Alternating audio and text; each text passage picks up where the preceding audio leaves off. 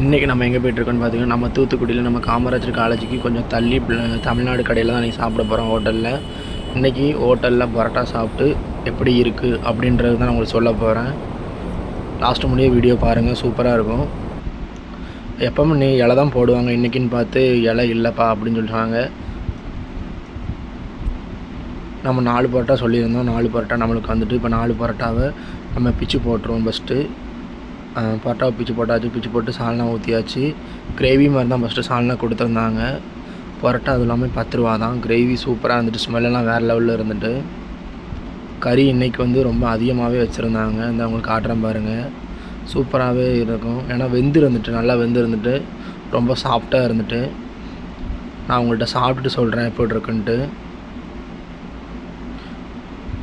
வேறு லெவலில் இருக்குங்க. நினச்சி பார்த்ததோட அதிகமாக இருக்குது. உங்கள் ஊரில் பரோட்டா எத்தனை ரூபான்றதை மறக்காமல் கமெண்டில் சொல்லுங்கள்.